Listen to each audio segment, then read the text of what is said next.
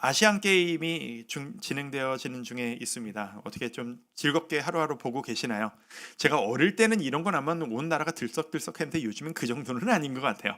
그럼에도 불구하고 뭐 재밌는 즐거운 이야기, 경기의 결과들을 계속 보고 계실 것 같습니다. 저는 이제 뭐 상황상 그런 실시간으로 뭐 경기를 보고 했던 경험은 거의 없다시피 합니다. 근데 뉴스로 결과를 보고 이런 일이 있었구나 하이라이트 위주로 그냥 보고 그냥 그런 정도가 있는데 어, 운동 경기를 볼 때마다 느끼는 게 있습니다. 운동 경기는 항상 결론이 확실합니다.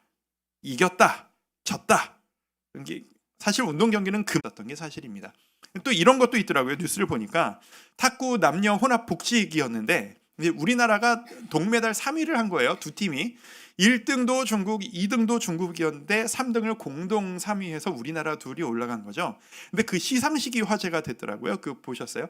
1등, 2등은 그냥 뻣뻣하게 무표정으로 이렇게 서 있는데 우리나라의 그 다음 세대, 우리 자녀들, 우리 그 젊은 아름다운 청년들이 등수와 상관없이 옛날에는 3등 하면 죄 지은 것 같고 막 이랬었는데 그 밝고 해맑게 즐거워하며 그 시상대에서 웃으며 즐거워하며 그 모습이 얼마나 보기 좋았는데 중국에서도 그게 화제가 되었다라고 하더라고요. 뭐 유튜브에 많이 영상이 도는 것을 제가 봤습니다. 뭐 그런 마무리도 있었습니다. 운동 경기를 볼 때마다 이런 생각을 합니다.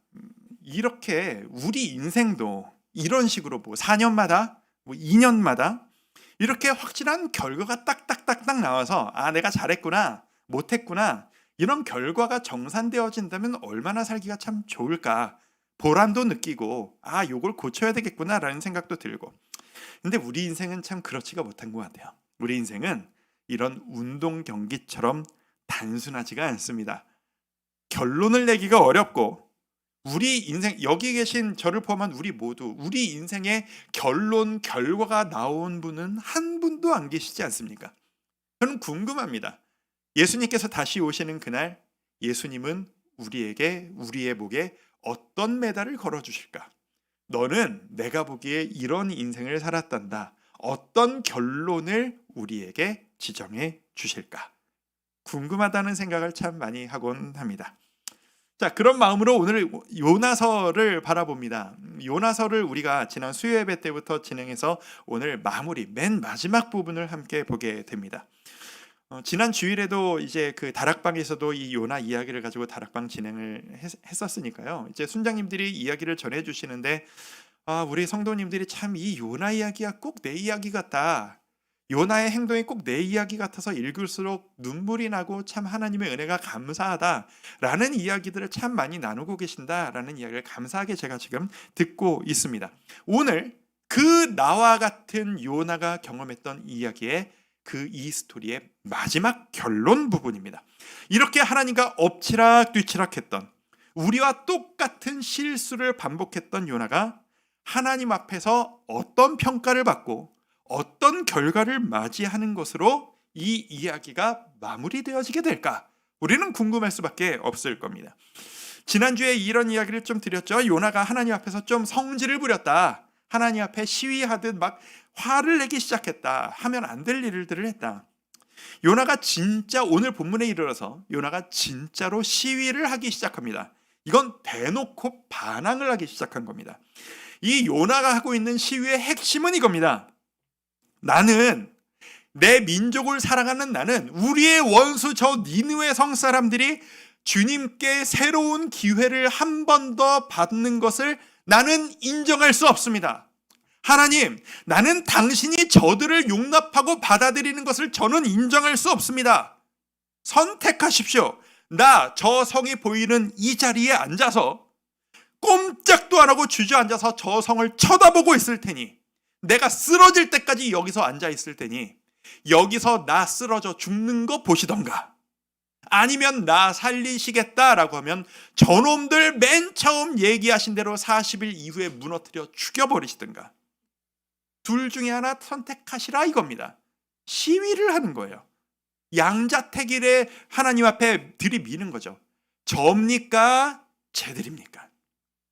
지금 이 요나의 머릿속에는 나와 내 원수가 하나님 앞에 함께 나아간다는 그림이란 아예 존재하지를 않습니다. 쟤들이냐 나냐? 고르세요. 무력 시위를 하고 있는 겁니다. 그렇게 주저앉아서 시위를 하고 있는 이 요나, 땡볕이잖아요. 사막 광야 기후입니다. 앉아있는 것이 쉬울 수가 없는 날씨입니다. 그 땡볕에서 땀을 뻘뻘 흘려가며 앉아있는 그 요나의 모습을 바라보는 것이 하나님 입장에서는 편치가 않으셨던 모양입니다. 이 아버지가 이런 분이세요. 지금 얘가 나한테 반항을 하고 나한테 시위를 하고 대들고 앉아있는데, 그런 내 새끼, 내 사람, 내 자식의 고생하는 모습을 바라보는 게 마음이 쓰이시는 거예요. 좀 고생을 덜하게 만들어주고 싶으신 거예요. 그게 우리의 하나님이에요. 하룻밤새, 이게 좀 놀라운 이야기죠. 생각해보면 이런 디테일도, 하룻밤새 박넝쿨이 자라서 덩굴을 이뤄서 그 그림자를 만들게 만들어 주십니다.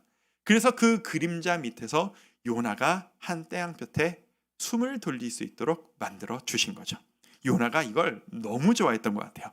4장 6절을 보시면, 자, 뒷부분에 보면 이 말씀 뒤에 이렇게 그늘이 지게 하며 그의 괴로움을 면하게 하려 하심이었더라. 요나가 어떻게 받아들였다고요? 요나가 박넝쿨로 말미암아 크게 기뻐하였더니, 요나가 이 박넝쿨을 너무 좋아한 거예요.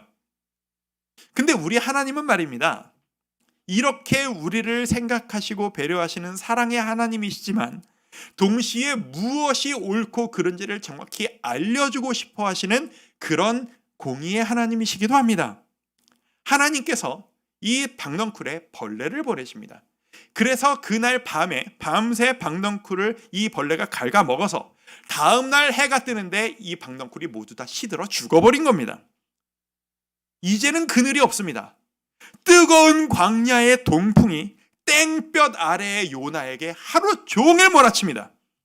건조하고 뜨거운 날씨 가운데 탈진에 쓰러지기 직전까지 요나가 갑니다. 하지만 요나는 끝까지 버팁니다. 자존심 싸움을 하는 거죠. 어떻게 버티고 있는지 기록을 보세요. 8절에 보면 이래요. 요나가 혼미하여 스스로 죽기를 구하여 이르되 사는 것보다 죽는 것이 내게 나으니이다. 버티는 거예요. 죽으면 죽겠다 이거예요. 지독한 사람이죠. 하나님, 어떻게 이러실 수가 있습니까? 내가 지금 이렇게 앉아 고생하는 거 보시면서 어떻게 이 그늘마저 뺏어가십니까? 차라리 날 죽이십시오. 그런 요나에게 하나님의 말씀하십니다. 너 지금 그 박넝쿨 때문에 네가 그렇게 성을 내는 게 너 이치에 맞다고 생각하니? 그러니까 요나가 지지 않겠다는 식으로 성질을 내면서 대답합니다. 내가 죽어도 옳습니다. 내가 죽어도 내가 옳습니다. 그러자 하나님께서 거기에 이렇게 대답을 하십니다. 요나야, 네가 키운 것도 아닌 너에게 하루 덕을 준 이 박넝쿨, 그 박넝쿨도 네가 이렇게 아끼고 앉아있는데 저 니느웨 성 안에는 어디로 갈지 모르는 12만 명의 나의 자녀, 나의 백성들이 있단다. 저들이 아무리 악하다 한들 저들이 네가 아낀 그 박넝쿨보다 못하겠니? 내가 어찌 그들을 버려둘 수 있겠니? 내가 어찌 그들을 안 아낄 수 있겠느냐? 그런데 여기에서 이야기가 그냥 뚝 끝나버리는 거예요. 이게 요나가 우리에게 주는 당황점이에요. 이게 요나가 우리는 궁금하잖아요. 하나님이 이렇게 말씀하셨으니까 요나가 그 말을 듣고 아멘, 제가 하나님의 심정을 몰랐습니다. 제가 그 깊으신 뜻을 몰랐어요. 죄송합니다 주님.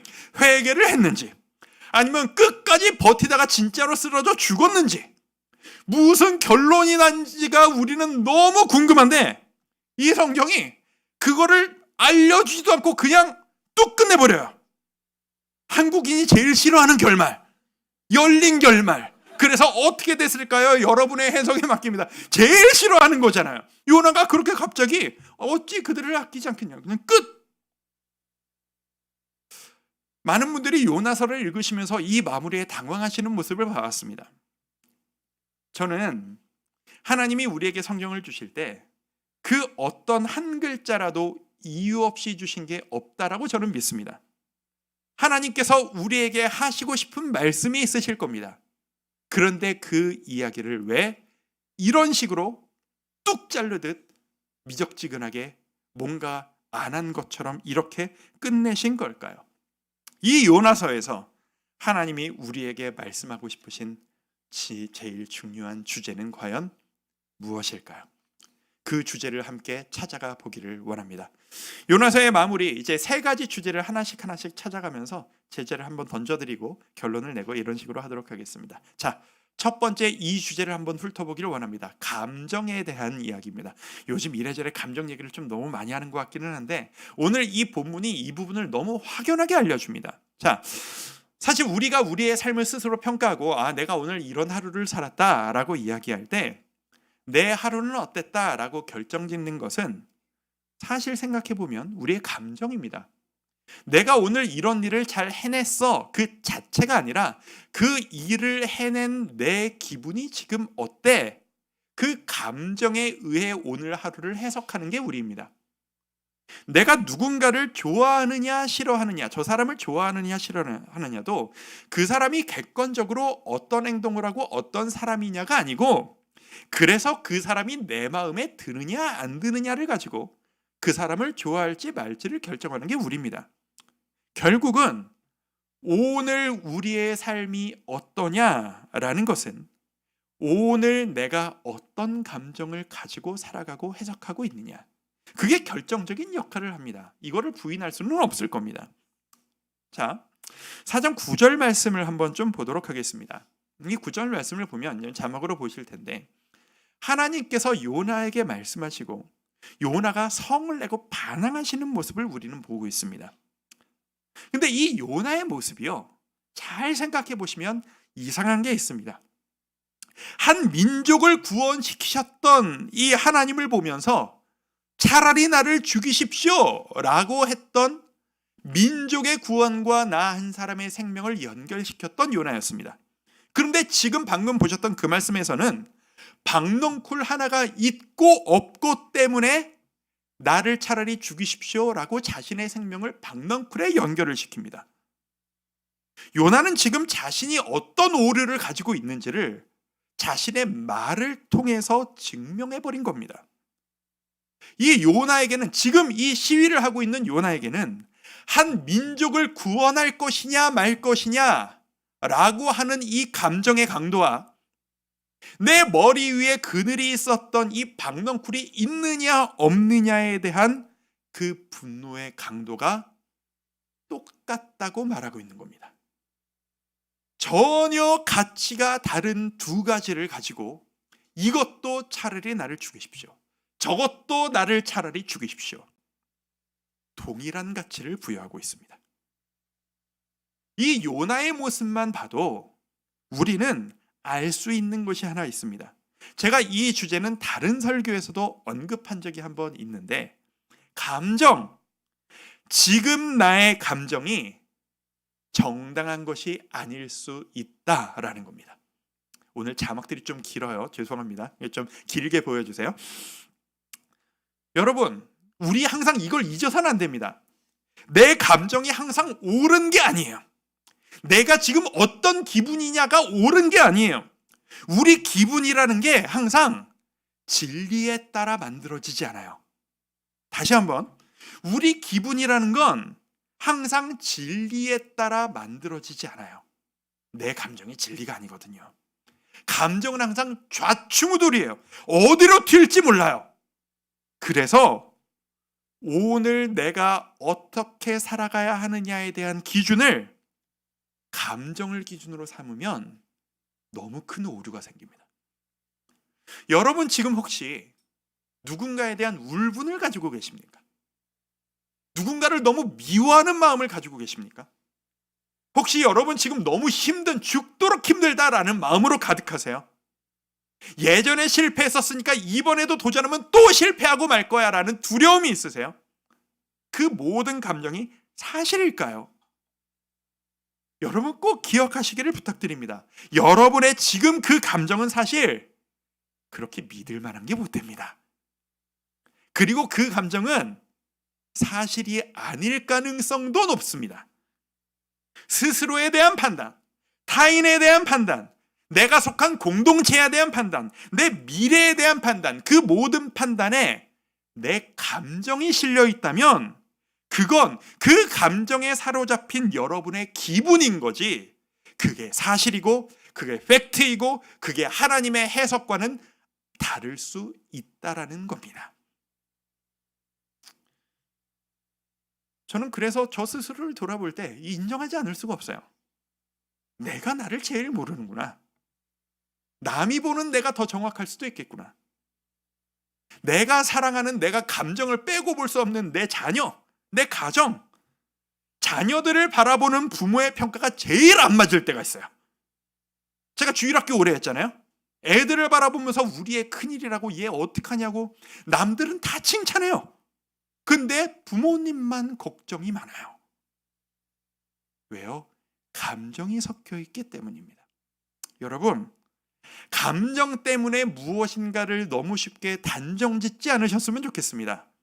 여러분의 두려움 때문에 하나님도 이러실 거야 라고 속단하지 않으셨으면 좋겠습니다. 감정은 기준이 될 수 없습니다. 자, 이 자세를 가지고 오늘 제가 진짜 하고 싶은 이야기로 이것을 밑바탕에 깔고 넘어갑니다. 두 번째 주제, 자격에 대한 이야기를 해보고 싶습니다. 무슨 자격? 자, 이런 거죠. 제가 요나서를 읽는 내내, 1장부터 4장까지 내내 읽는 내내 제 머릿속에 계속 왔다 갔다 하는 질문이 있습니다. 끝으로 갈수록 더 심해졌던 것 같아요. 이런 질문이에요. 아니, 하나님은 도대체 왜 이런 사람을 데리고 끝까지 데려가시지? 라는 생각. 아무리 봐도 믿음이 그렇게 좋은 것 같지도 않고, 순종을 잘하는 것도 아니고, 성질도 별로 좋지도 않고, 사용하시기가 별로 좋은 캐릭터가 아니에요. 아무리 생각해도 이스라엘 가운데 이 요나보다 더 믿음 좋은 사람 분명히 있었을 것 같거든요. 가라라고 했으면 잔말 안 하고 그냥 가는 사람 분명히 있었을 것 같거든요. 그런데 왜 이런 인간을 선택하셔서 포기하지 않고 끝까지 끌고 가셔서 일하시지? 라는 생각 말입니다. 저는 솔직히 이런 생각이 들는데, 요나서 읽을수록 차라리 내가 더 나을 수도 있겠는데? 이런 생각 들어보신 적 없으세요? 솔직히 저는 그런 생각마저도 들더라고요. 이 요나의 부족함을 바라보면서. 자, 성도 여러분, 제가 드리고 싶은 말씀이 있습니다. 이거는 분명한 사실이에요. 하나님은 준비된 자를 통해서 일하십니다. 우리가 준비되어지고, 우리가 믿음을 준비하고, 우리가 많은 은사를 다듬어 나가고, 우리가 헌신된 모습으로 준비되어져 있을수록 하나님은 우리를 더 크게 사용하실 것이라고 믿습니다. 그래서 우리가 교회에서 이 노력을 하는 것도, 일상 가운데 그리스도인답게 살아가려고 하는 것도, 훈련받고 배우려 하는 것도 다 그 이유 아니겠습니까? 여러분, 이걸 믿으십니까? 그런데 비밀이 하나 있습니다. 비밀이, 숨겨진 비밀이 있어요. 사람들이 말 많이 안 하는 비밀이 있어요. 이 사실에 알려드릴까요?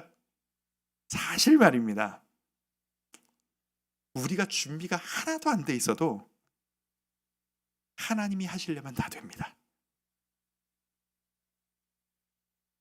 사실 하나님은 아무 쓸데없고 아무 능력 없는 사람이라도 하나님이 맘먹으시고 일하시고자 하시면 그 누구라도 다 쓰실 수 있어요.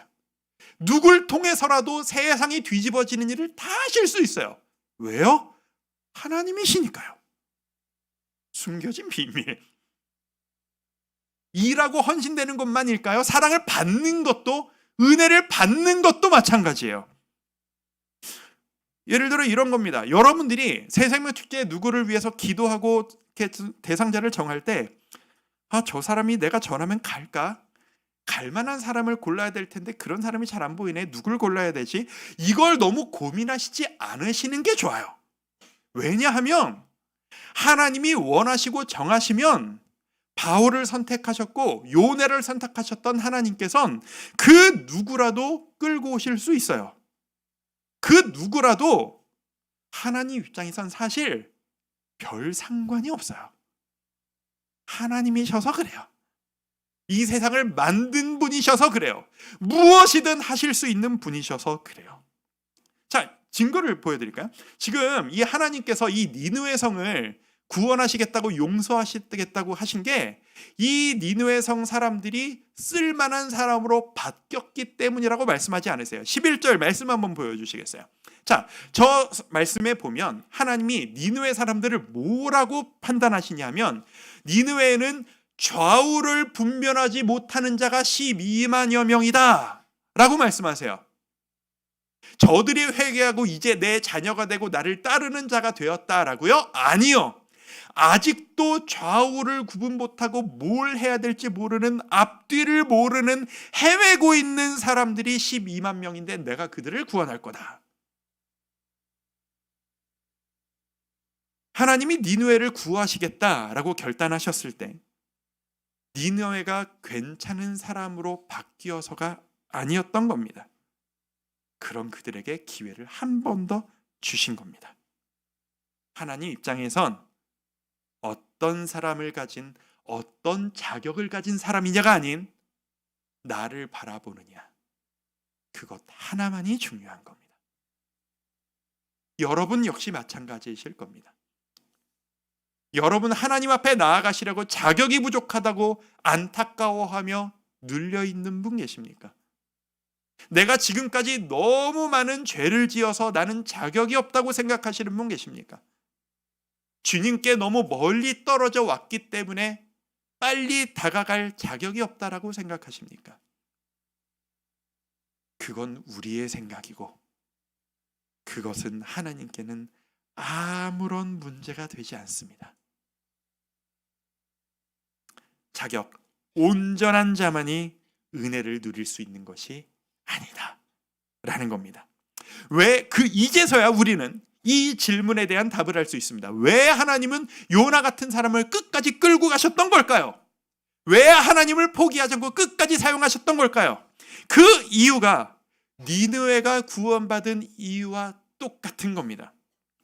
그리고 바로 그 이유가 저와 여러분이 지금 이 자리에 앉아 예배할 수 있는, 우리가 주님께 구원받은 이유와 똑같은 겁니다. 자격이 있어서가 아니에요. 하나님이 요나를 사랑하신 거예요. 하나님이 요나를 끝까지 사랑하신 거예요.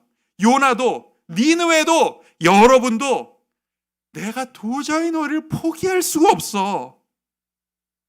그래서 내가 내 아들을 주기까지 나는 너희를 포기할 수가 없어. 그 정도로 사랑하신 거예요. 그게 전부인 겁니다. 인정해야 됩니다. 우리가 이제는 예수 믿는다, 나 이제 믿는 사람처럼 산다, 나 그리스도인이다, 나 착하게 살려고 그렇게 노력하면서 살아 라고 하면서 나 조금 더 좋은 사람이 된 척, 이렇게 고고한 척, 이렇게 남들보다 나은 척 이렇게 살아가고 있지만, 여러분 우리 인정해야 돼요. 저도 여러분도 예수 믿기 전엔 우리 모두 다 엉망진창이었어요. 전 모태신앙이었는데 그런 거 말고요, 여러분이 인격적으로 주님을 만나기 전에 우리는 끝간데 없이 무엇이 진리인 줄 모르고 내 힘으로 살아가려고 하는 엉망진창 인생이었어요. 우리 모두가 다. 그런데 아버지의 그 사랑 때문에, 예수님의 그 십자가 때문에 우리가 지금이라도 나은 사람이 되려고 이렇게 노력하고 있는 것 아니겠습니까? 전 스스로 이런 생각을 전 자주 합니다. 제가 이 생각을 처음 한 10대 후반 때부터 제 자신을 깨달았던 것 같아요. 나는 이런 사람이구나. 내가 어릴 때부터, 지금은 여러분 앞에서 목사라고 이렇게 서 있고, 어릴 때부터 착하다는 소리를 들으며 오해를 많이 받은 성격인데, 저는 저를 아니까 아마 내가 예수만 안 믿었으면 진짜 끝간데 없이 놀다가 망했을 성격이다. 저는 제가 알아요. 저희 친척들 중에 그런 사람들이 또 있어요. 예수 안 믿으면 망하기 딱 좋은 캐릭터가 저예요. 만약에 제가 10대 후반 때 진짜 그 생각을 진심으로 했는데, 내가 지금 예수님을 안 믿고 술을 마시기 시작했으면 나 술 마시다가 쓰러졌을 거야. 놀다가 쓰러졌을 거야. 방탕했을 거야 라는 생각을 저는 진심으로 많이 했어요. 저는 저를 알거든요. 기준이, 내가 신뢰하고 인정하지 못할 기준이 없으면 저는 끝까지 가는 사람이거든요. 기준이 박혀버린 거예요. 십자가가 들어온 거예요. 옳은 게 뭔지가 정리가 돼버린 거예요. 그래서 내 삶에 브레이크가 걸리는 거거든요. 저희 이제 제가 담임 목사가 되고 이제 40대 후반이 되는 사역자가 되고 한 20년 이상 사역 경험이 있는 사역자가 되다 보니까 저도 벌써 가끔씩은 후배들이 저를 찾아와서 좀 상담을 하고 고민을 나누고 전화로 걸려오고 직접 찾아오기도 하고 그런 이야기를 나눌 때가 꽤 있는 그런 것들을 하기 시작하는 나이가 저도 돼버린 것 같습니다. 근데 요즘 그 후배 전도사님들 신학교를 다니는 사역자들을 보면 정말 진로에 대해 고민이 많은 것을 봅니다. 여러분 그거 아세요? 신학교가 계속 미달이 나고 있다는 사실 아세요? 목사가 되고 싶어하는 사람들이 날로 뚝뚝뚝 떨어져 나가고 있어요. 이 시대가 만만치 않은 시대거든요. 교회가 살아남기가 쉽지 않은 시대거든요. 목사로 살아간다는 것이 목사로 평생을 사역하다가 은퇴하고 나서 너무 비참한 삶을 살아가시는 분들이 막 우리 주위에 보이고 있거든요. 모두가 그런 건 아니겠지만 그런데 젊은 사역자들이 사역자의 길을 가겠다고 시작하고 뭐 이런 모두가 고민해요. 우리 교회 부목사님들도 다 마찬가지예요. 내가 풀타임 사역자로 인생을 드리는 게 과연 지혜로운 것일까를 모두가 고민한대요. 지금 신학대학원에 다니는 우리 그 신학생들의 90%가 이중직을 고민한대요. 이중직이 뭔지 아세요? 사역을 하면서 주중에는 다른 직업을 갖는 거예요. 목사만 해서 먹고 살기가 힘들다. 가족이 먹고 살기가 힘들다라는 걸 고민을 90% 이상이 하고 있다라는 거예요. 후배만 만나면 다들 너무 그 얘기를 많이 하니까 제가 만날 때마다 권면을 해요. 우리 그 두려움도 믿음으로 한번 좀 극복을 좀 해보자. 하나님이 부르셨다고 하지 않았냐? 그럼 하나님이 부르셨으면 하나님이 책임지시지 않겠냐? 계산 너무 하지 말고 우리가 뭐 어떻게 할 수 있는지 생각하지 말고 하나님께 맡기고 한 걸음 한 걸음 가자. 그러면 진짜 재밌는 게 뭔지 아세요? 이 후배들이 저한테 다 똑같은 얘기를 해요. 무슨 얘기를 하냐면 목사님이니까 그런 얘기를 하시는 거예요. 그런 얘기를 해요. 목사님은 개척해서 이 어려운 때에 개척해서 교회도 벌써 안정이 돼버렸고 목사님은 능력도 이게 제가 하는 얘기 아니라 그 후배들이 하는 얘기예요. 목사님은 능력도 있고 그게 말도 잘하고 어떻게 잘 좋은 걸 배워서 능력이 있고 하니까 그렇게 말씀을 하시는 거지. 저는 그런 능력이 없어요. 전 자신이 없어요. 제가 이 얘기를 하려고 지금까지 이 얘기를 한 건데요. 제가 진짜로 이건 저의 진심 100% 저의 진심이에요. 그런 얘기를 들을 때마다 티 안 내려고 노력하지만 깜짝깜짝 놀래요. 내가 이런 소리를 듣는다고?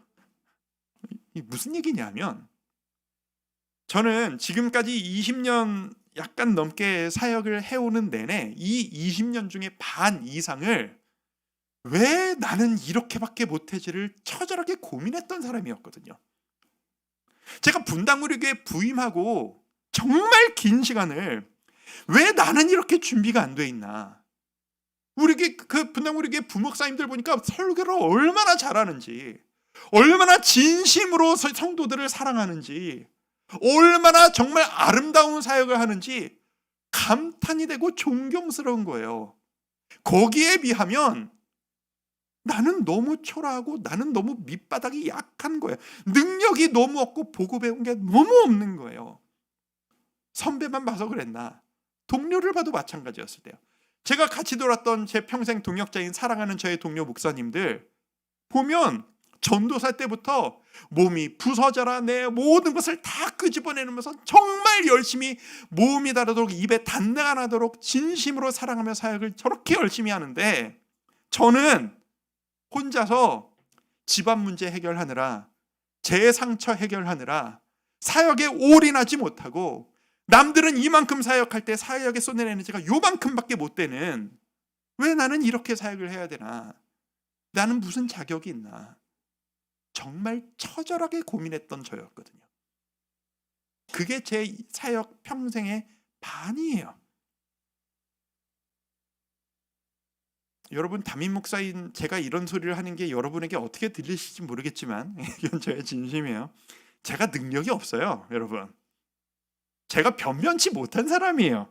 여러분이 저를 어떻게 보실지 모르겠지만 저 진짜 여러분들보다도 부족한 사람입니다. 근데 제가 한 거 한 가지는 뭐냐면 믿은 거예요. 뭘 믿었냐? 부르셨으니까 책임지시겠지. 올해 나에게 이 일을 맡기셨으니까 올해 끝날 때까지 어떻게든 버텨내면 뭐가 되겠지. 그러다가 아니라면 아니라고 하시겠고 내년 되면 새로운 일을 시키시겠지. 믿고 순종하고 버텼어요. 진짜 믿음이 있어서가 아니라 깡다구로 버텼어요. 그래서 제가 알아요. 여러분, 은혜는 준비된 자격 있는 자들만의 것이 아닙니다. 은혜는 부족한 자들의 것입니다. 누릴 자격이 없는 자들에게 은혜가 임합니다. 그게 저였고 그게 우리 모두의 모습입니다. 진짜 하고 싶었던 세 번째 주제로 넘어갑니다. 연결됩니다. 주인공에 대한 이야기입니다. 무슨 주인공? 요나서의 주인공. 무슨 영화든 무슨 소설이든 무슨 이야기든 마무리는 주인공의 이야기로 끝나는 게 일반적인 정상입니다. 뭐 여러 일이 있었습니다. 이 사람은 저랬고 저 사람은 저랬고 저 동네엔 저런 일이 있었다가 하더라도 결론은 무슨 이야기로 끝나요? 그래서 우리의 주인공은 이렇게 되어서 행복하게 잘 살았답니다. 아니면 이렇게 힘들게 끝났답니다. 라고 그 주인공에게 포커스와 장면이 집중되고 끝나는 게 이야기의 정석이에요. 그래서 이 요나서가 이상한 거잖아요. 그죠? 요나가 회개를 했는지, 요나가 그래서 죽었는지 아무것도 안 알려주고 이 성경이 그냥 띡 끝나버려요. 무슨 뜻일까요? 요나서의 주인공이 요나가 아니라는 겁니다.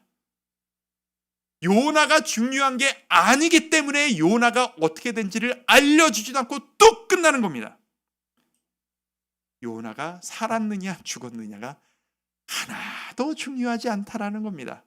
주인공이 중요하죠. 그러면 누가 주인공이냐? 이 성경 이야기, 이 요나서의 맨 마지막 구절이 무슨 이야기로 끝나죠? 하나님이 하신 말씀, 내가 어찌 그들을 버리겠느냐, 얘기로 끝나요. 그렇다면 무슨 말이죠? 이 요나서의 주인공은 요나가 아니라 하나님이시라는 이야기예요. 요나를 통해서 하나님의 마음을 우리에게 알려주는 게 이 요나서의 이야기지, 목적이지, 요나는 중요하지 않아요. 우리는 항상 그래서 걔가 어떻게 됐대? 죽었대, 살았대, 성공했대, 실패했대, 결혼을 했대, 헤어졌대, 그래서 이번에 그 팀이 이겼대, 졌대, 야구가 이겼대, 졌대. 여러분, 제가 응원하는 팀이 29년 만에 정규 시즌 우승을 했습니다. 우리는 항상 결론이 궁금해요.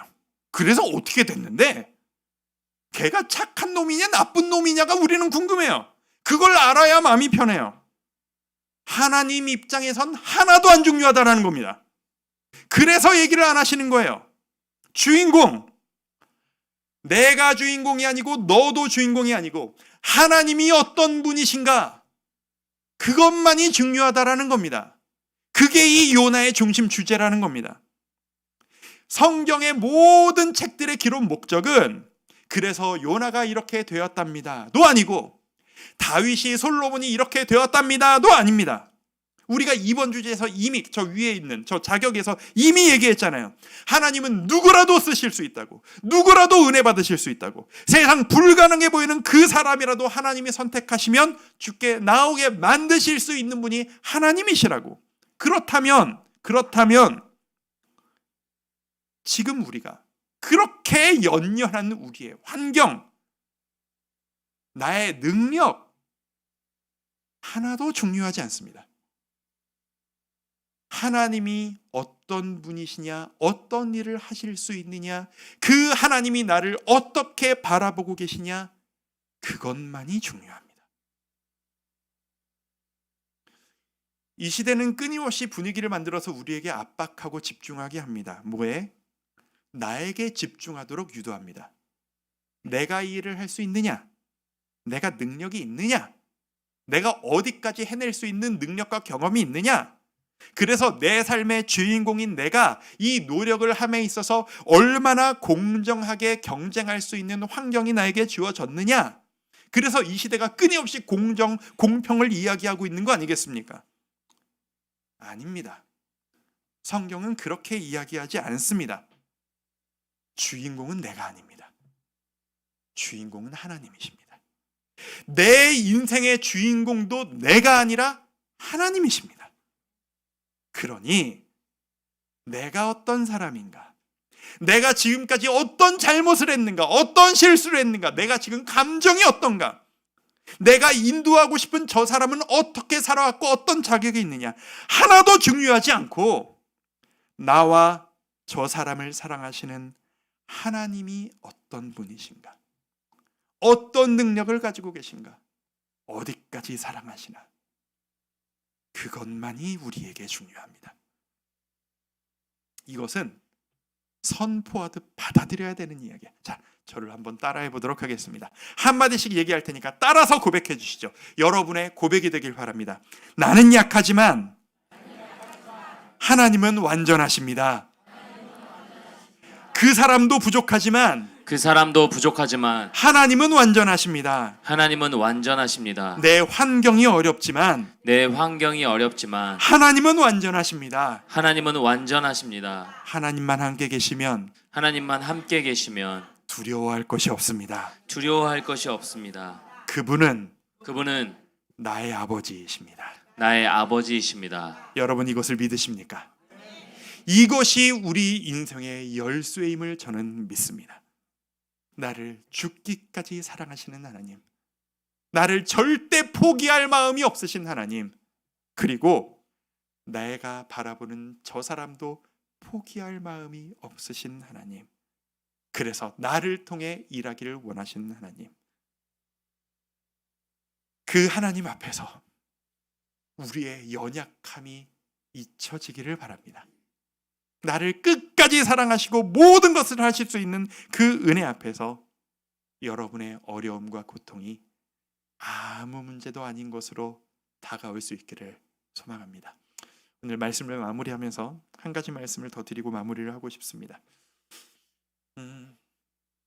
사랑이라는 것을 이야기할 때 사랑받는 자는 사랑하는 자의 심정을 헤아리지 못하기 마련입니다. 그 사랑이 크면 클수록 더 그렇습니다. 단적으로 이렇죠. 자식들은 부모의 마음을 몰라요. 안다고 생각하지만 자식들은 부모의 마음을 절대 모릅니다. 제 아들, 딸은 제 마음을 몰라요. 장담하건대 몰라요. 제가 보니까 그래요. 저 역시 마찬가지예요. 지금 저를 생각하시는 제 부모님들의 마음을 저는 몰라요. 제가 그 마음을 어떻게 알겠어요? 지금 생각하기에 내가 기억하는 내 나이 때 내 아버지 어머니가 했던 그 행동과 그 결정은 이런 거였겠구나. 이제서야 헤아릴 수 있을 뿐이지만 지금 48 먹은 저 아들을 바라보는 우리 부모님들의 마음이 어떤 건지 그 처절한 마음을 저는 안다고 말하면 거짓말이에요. 내리사랑이잖아요. 내리는 사람만이 알고 내리사랑을 받는 존재는 몰라요. 제가 그 아이들을 혼내다 보면 제가 당부드리는데 제가 애들 얘기를 하면 이건 제 아이 얘기가 아니라 아이를 빗대어 얘기하는 게 제일 설명이 쉬워서 얘기하는 거지 제 아들, 딸 얘기가 아니에요. 제 아들한테 가가지고 네가 그랬다면서 그런 얘기 제발 하지 말아주세요. 제 아들이 여기에 노이로제가 생기기 시작했어요. 진짜로 부탁드려요. 자, 아빠가 아들을 혼내고 딸을 혼내다 보면 마음이 상하잖아요. 아무리 옳은 일로 훈계를 하더라도 우리는 죄인이고 우리는 완전하지 않아서 맞는 말을 하는데 받아들이지를 못하고 받아들이지 못하는 자식을 보면서 부모도 상처를 받아요.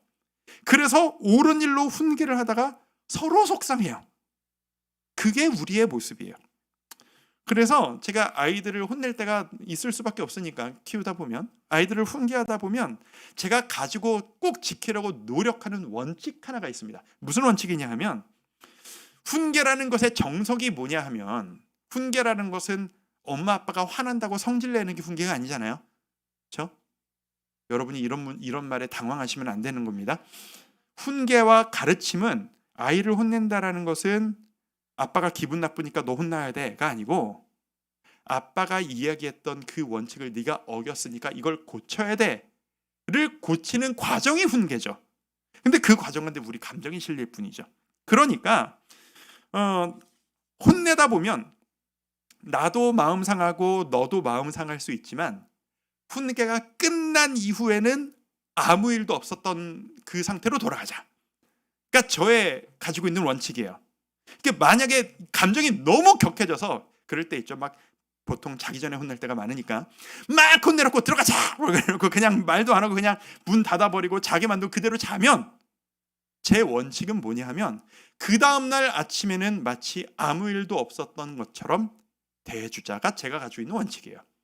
아침이 됐는데도 계속 화를 내고 성질을 내고 있으면 그거는 옳은 것을 가르쳐주는 게 아니라 내 감정이라는 것밖에 안 되니까요. 그렇잖아요? 그래서 제 아들이 당황스러워해요. 아빠는 이러는 거야 라고. 근데 이걸 못 받아들이는 거예요. 그래서 막 그랬다가 그 다음날 아침에 와서 아유 아들 잘 잤어? 일어나야지. 뭐 이러면 얘가 왜 어제랑 달라? 이러면서 깨는 거죠. 그러니까 당황스러워하는 거예요. 이게 제 입장에서도 얼마나 노력이 필요하겠어요. 저도 성격이 있고 저도 분이 안 풀릴 때가 있는데 그런데 자식을 향한 사랑이 분을 이기는 거죠. 제 아들이 예전에 저랑 언쟁을 하다가 저는 훈계라고 생각하고 이놈은 말싸움이라고 생각하는 그 대화를 하다가 한 번 이 속마음이 저한테 삐져나왔던 적이 있어요. 이해가 안 간다는 거예요. 이중인격처럼 보인대요. 왜 이랬다 저랬다 어떻게 그럴 수가 있냐고. 그렇게 난리를 치고 혼내다가 갑자기 뒤돌아서 가지고 우리 이거 먹을래? 웃으면서 얘기하는 게 어떻게 그게 되냐고. 어떻게 혼내서 그 난리를 치고 재워놓고 아침에 웃으면서 나를 깨우냐고. 아빠가 이해가 안 간다고. 그럴 수밖에 없는 거예요. 아이들은. 왜 제 아들이 저를 이해하지 못할까요? 아직 제 아들은 감정 컨트롤이 안 되는 청소년이어서 그래요.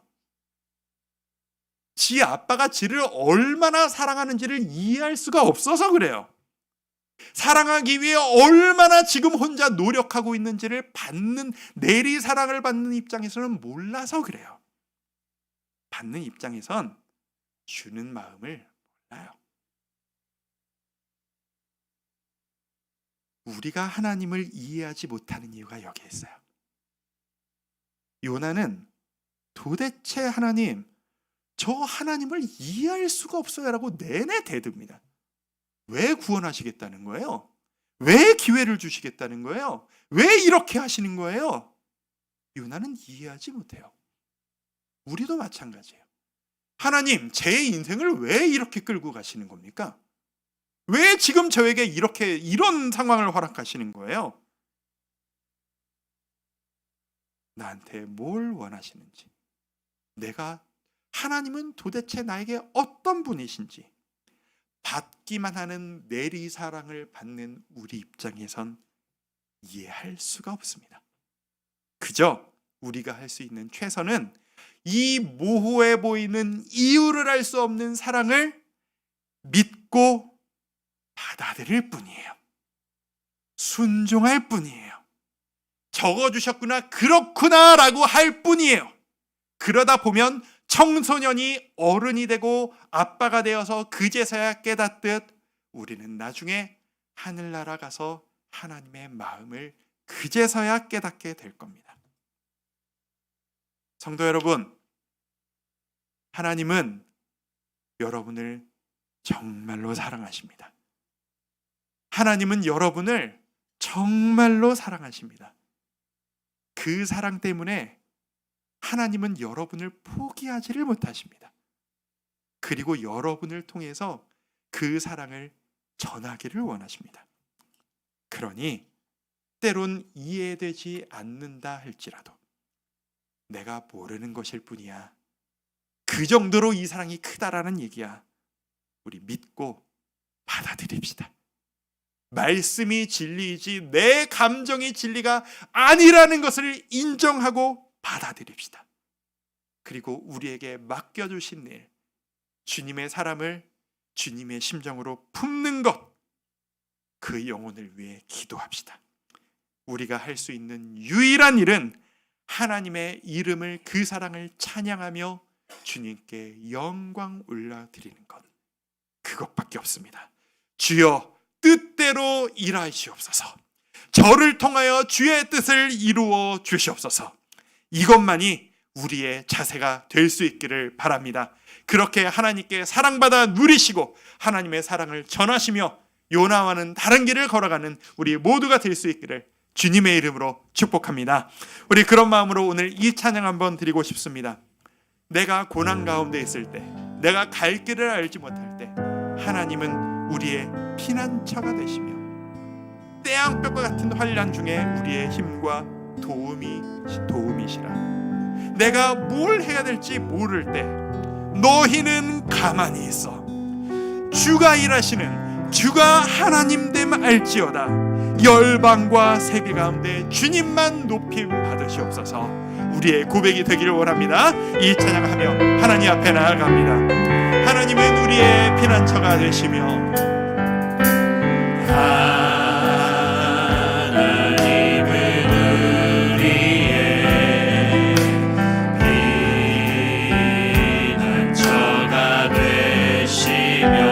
환난 중에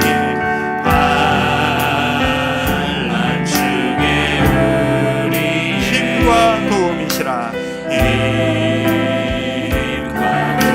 한 번 더 고백할까요? 하나님은 우리의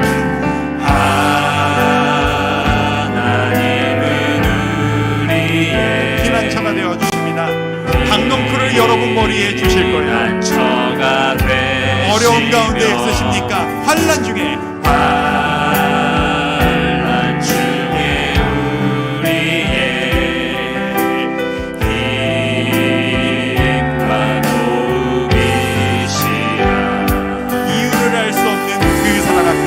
이렇게 고백합니다. 너희는 가만히 있어. 주가 하나님 됨알지어다. 주가 하나님 됨알지어다.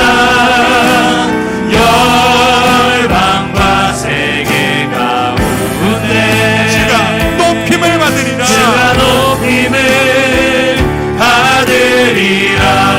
사랑합니다 내 아버지.